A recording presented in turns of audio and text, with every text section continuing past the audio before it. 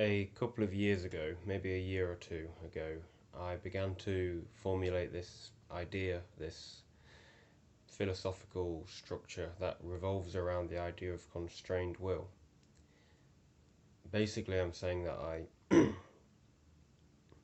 don't believe entirely in free will or determinism, but in something called constrained will, which basically means that we have freedom of will within constraints. Think of it as kicking a football, or a football has been kicked and it moves forward perpetually forever.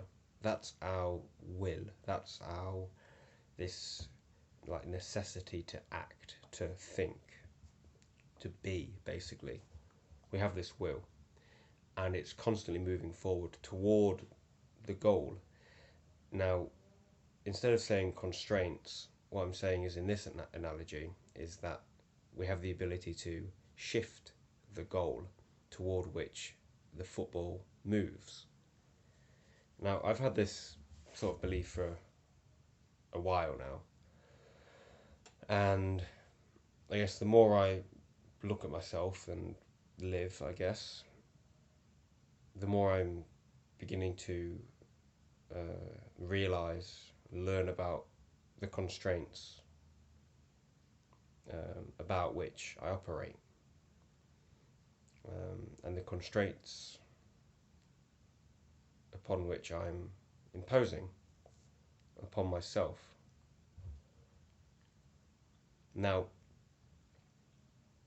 about a week ago, maybe a bit less, I collated a load of like 26 or so pages worth of excerpts from my journal, and I sent them to a few friends.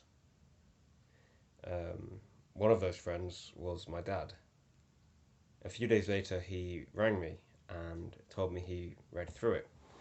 He, as I expected, he gave no, offered no praise or anything, which was expected, and that's not, didn't really hurt. But one thing he did say was that he was hurt because of one of the things I said in my journal. Now, what I said in my journal at one point was how something about how Nico, I think, something about Nico and how he would give like a one word reply to something, or he would be a bit condescending when it came to me sharing my problems, me being vulnerable. And I wrote that this reminded me of my dad when I would open up to my dad and I would try to share very deep personal things, such as the binge eating disorder, for example. That was probably the hardest thing about last year, confronting my binge eating disorder and admitting I had one. And still, it feels a bit like I feel a bit strange saying that, as if like, do I really have one? Is it victimhood, etc.? And he apologised for, in the past, making light of things that were deeply personal to me.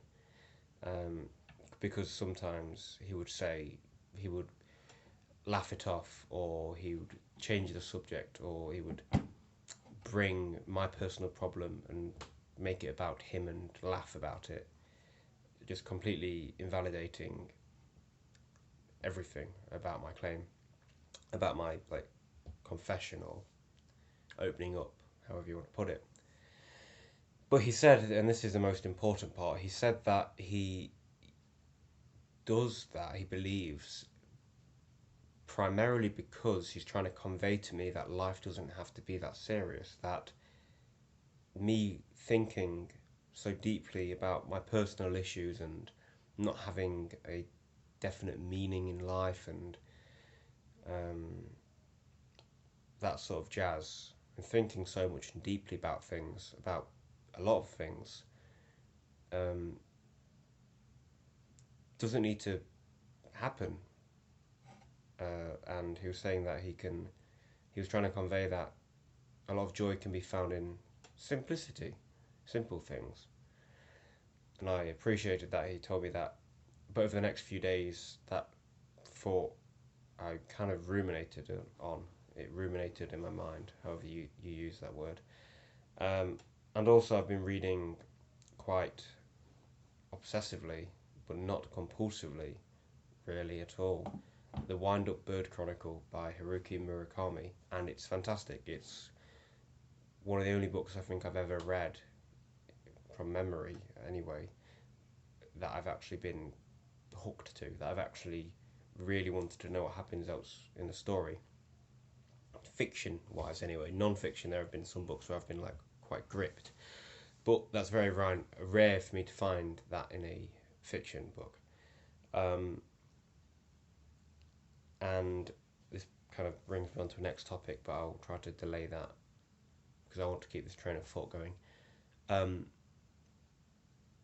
a lot of what happens in the book has some existential symbolism or significance. There's one part where the protagonist is sort of confronted by his wife's father, who says, "You've been with my daughter for 6 years and look what you've amounted to, nothing. You've done nothing with your life." And my response to that was, and what? If he's actually happy, genuinely happy, content, living a very simple life, not inflicting pain onto others, there's, to me, great merit in that. There's great beauty. After having read so much about mission and purpose, and after having read so much red pill stuff, I have obsessed myself with this idea of striving towards some purpose, towards some goal, inching my way closer day by day. And after having reached that goal, replacing it with something grander, more grandiose, and then striving toward that. I'm flicking through a book, or have been flicking through a book recently, called The Way of the Superior Man by David Deida, and I read it a couple of years ago, and I wanted to reread it, see if anything changed in how I read it. And he says like the masculine is all about purpose. Really, that's one of the biggest takeaways. And I think I misinterpret that in regard to purpose having to be something material, having to be freelancing, having to be getting a six pack, having to be making a certain amount of money.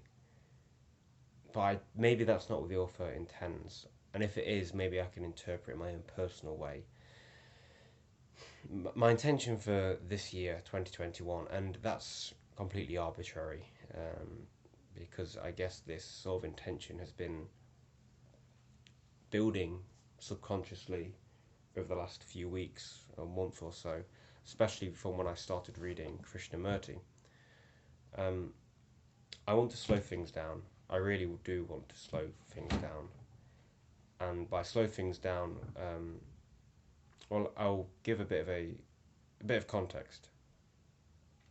A lot of what I do is compulsion driven. By that I mean I do a lot of seemingly healthy things out of a need, out of an urge to obey, to allay, to reduce, to regulate my anxiety, honestly. And that sounds like it's a terrible, terrible life. Like you're constantly anxious, and a lot of that which you do is done to reduce the anxiety. That sounds painful and agonizing, and at some points it is quite difficult. Um, but I think I'm just quite aware of my anxiety, and I don't believe that has to be the modus operandi by which I live my life. One that's propelled by anxiety. And it's a lot of the time it's quite a physical thing. But if my mind is out of tick, then it can overwhelm my mind, and that's when binge eating kicks into gear. So there are a number of things I would like to do, or at least give a chance.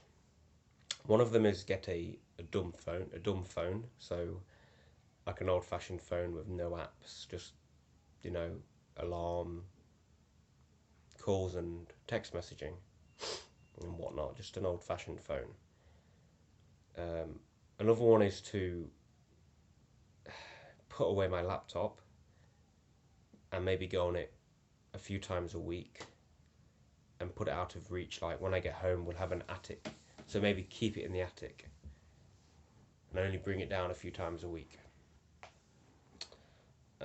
Another thing is to greatly reduce, almost completely curb, caffeine intake. So I would like to stop buying decaf.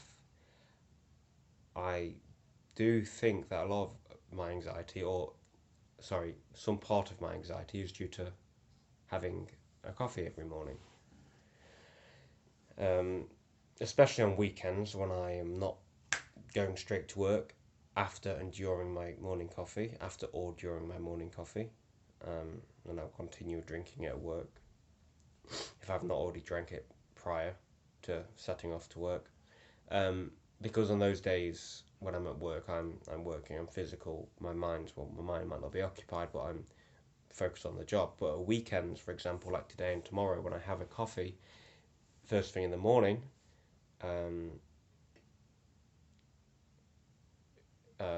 what's the word? Like invariably, I a sense of anxiety builds throughout the morning, and in the afternoon, I'll go for a run. I'll go for a walk. Over the past few weeks, I've done decently sized jogs, and I have enjoyed them. They have been enjoyable, but I don't think they're driven by genuine desire to run. I think the inception of this desire to go running is anxiety, or is, you know, um, the origin can be found in anxiety, not genuine desire to run. So there are a few things. I'd like to start reading more or continue the amount I'm reading at the moment, because I'm reading quite a lot at the moment, just because of this Murakami novel, The Wind-Up Bird Chronicle. I would also like to watch more film, maybe one movie every day. Part of this is because I believe relaxation and learning and just knowledge building can be found in, just genuine enjoyment can be found in film and paying attention, and like with a book. And I think it's a net positive for me. I've already blocked YouTube. I actually blocked the IP address for YouTube, or the domain name, going into the control panel and doing some shit. But I managed to block YouTube on my laptop, and I don't go on it. Porn is another thing. I've got into the habit of watching it every night, and that's primarily, well, I say this primarily, but part of the reason is because of this, what's it called? Sexual transmutation, just trying to, that's another thing I can talk about. That's stopping. I've managed a few times to separate ejaculation from orgasm, which is pretty interesting, very interesting, and it's something I want to continue doing and practicing, but without the porn. I'm not beating myself up. I'm beating myself, but I'm not beating myself up for watching porn, which is good. And I think that hopefully, when I get home and I do cease using a smartphone, if I can feasibly cease using a smartphone, that would mean, maybe going to paper statements from my bank, or just using WhatsApp on my laptop if I can do that, or telling my WhatsApp contacts that I won't have access to WhatsApp. I don't know. There's a way to do it, where there's a way. But yeah, that's the crux of it. I want to slow down myself. Behind a lot of my YouTube titles, there is irony or sarcasm, but also an intended or an implicit belief or truth. So I had one recently called "I'm a Deep Thinker," which was like lowercase, uppercase, whatever that is, like a bit of a meme, bit of a joke. But there was also a truth behind it, a belief behind it, a belief that I do think deeply about things, but what I've began to believe recently is that I'm more of a compulsive thinker, and this I do think is a has a net negative on me, because I may think deeply about things, I may analyze people, and I may observe myself in interactions and look for deeper meaning behind things and the implications, and I might plan meticulously for future potentials, etc. But as I'm learning based on my base state of being, one of noticeable anxiety, this isn't that great, you know? It really isn't that great. Recently, I've been meditating for 15 minutes rather than half an hour in the morning, which is because honestly, I want to fit more time reading in the morning. I really enjoy just sitting here with my coffee. I enjoy the taste. I love the taste of a coffee in the morning. Um, I just sit down with a nice warm orange lamp on, and I read. And I'll fit in an hour of reading before work, and it's very enjoyable. So I've cut my meditation into by half for that reason. But I believe that's had a noticeable effect on my anxiety, as crazy as that sounds. Now, I don't want my running, my healthy eating, my meditation, my sexual transmutation, my whatever else, born from anxiety. And I don't think that need be the way. Um, so to try to resolve or resolve this, I'd like to slow down by reducing the amount of information I'm intaking, because I don't believe I can handle that amount of information. A lot of it is I'm subconsciously affected. I'm not aware of how the information I'm intaking is affecting me. Like, I'll read the news, or I'll go on. I don't really use my phone too muchly, but I'll refresh my emails.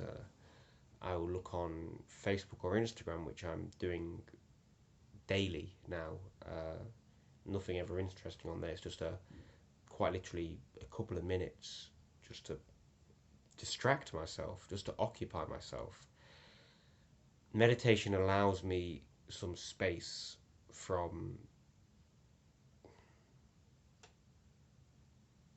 distraction, from occupation, and this comes up to that hesitation leads me to a point I was going to delve into earlier, which is the power of words. I want to just go over this briefly.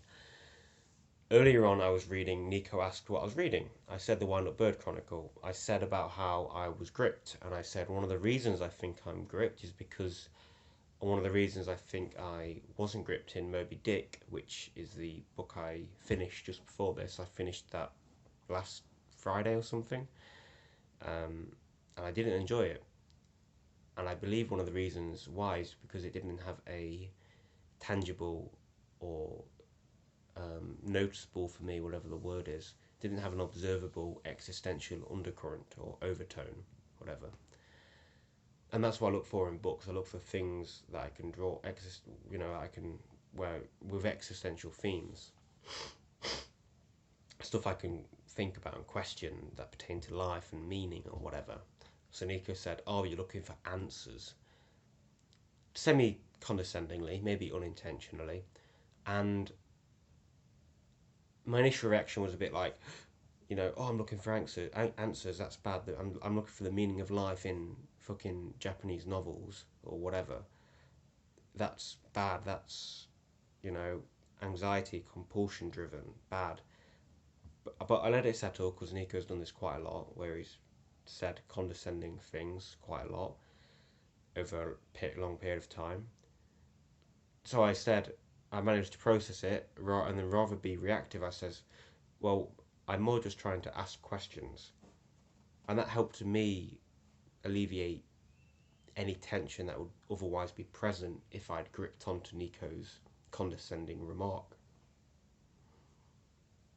So that's basically that. But I realise I'm quite, what's the word? Not gullible. There's a better word. Uh, there's a word in. It's like, damn it. There's another word. It's not gullible. It's similar to gullible, and a lot of people use it when credulous. Yes, I think that's the word. Well, it is the word I'm thinking of, but I don't know if it's the right word. You know, but I think I'm credulous, if that is a word. And by that I basically mean I can listen to people and pay too much attention to what they say potentially, and then I'm kind of extending the definition of the word for.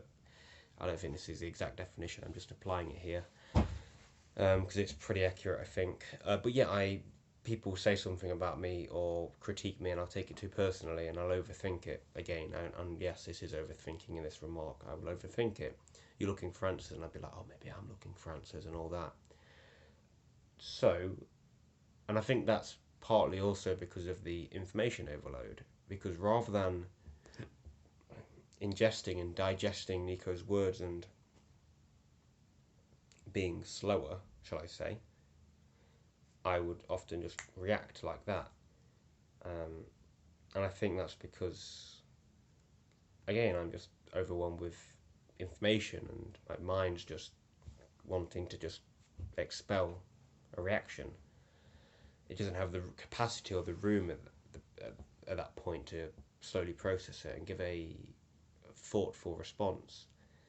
And I think caffeine exacerbates that for me as well. You know, the consumption of a lot of caffeine or of any amount of caffeine makes me more mentally anxious. Makes me more anxious, and I want to fast forward all the time or a lot of the time, or more so than I would otherwise be.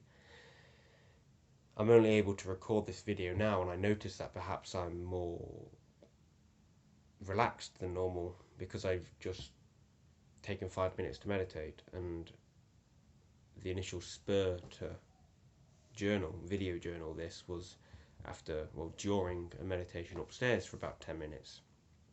I thought about, or I had the mini revelation of what my doing things to alleviate my anxiety. This afternoon, it's now nearly 6 o'clock. Okay. I had the intention to go for a jog, and I was thinking why, and I was like, well, it's because I feel anxious. And only through meditation did I sort of link two and two, and I was like, that's compulsion. That's genuine. To me, that's compulsion. And again, I said earlier, words are powerful, and maybe it's not compulsion, and maybe I'm attaching too negative a connotation to that word. Nevertheless, that's not really healthy. And you can say to me, oh well, you know, how many people actually really want to go for a jog? And I'd say to that, maybe not many, but that doesn't mean it's healthy to go for a jog to alleviate anxiety. It's healthier than doing nothing about the anxiety, sure. You know, it's healthier than letting yourself steep in anxiety and become consumed by it. But it's not as healthy as not having the anxiety in the first place. And we're not bound to anxiety. It may be difficult to dissolve, but I think, again, this comes to my modus operandi. If we move the constraints, if we change the constraints whereby we live or through which we live, maybe we can dissolve anxiety. So that's what I'm saying. With these constraints being, for example, my phone, how much I got on my laptop, watching porn, having binge eating foods on which I can binge eat around. If I change these constraints, maybe I can slowly unburden myself, detach myself from anxiety, and then maybe I can start doing things out of curiosity, out of genuine desire and, you know, inquisitiveness, rather than it being a means to alleviate anxiety. And with that, I think I'm done here. I'm not sorry for not uploading recently. I upload when I feel like uploading. I guess that reminds me of another point, that I would like to do things through the heart as opposed to the mind, or at least more so the heart as opposed to the mind. I think the mind and the heart can be in unity, can be unified. But for me, mostly, and when I say heart and mind, heart I basically just mean feeling and intuition. Mind I mean rational thought and logic, primarily, thinking things through.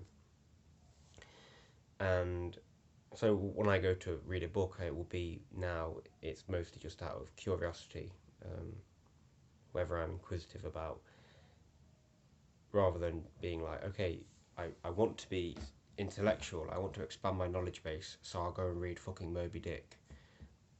When I get bored of it, it doesn't matter, because I need to push through, because that's where the buried treasure is, that's where the real rewards are, through pushing through.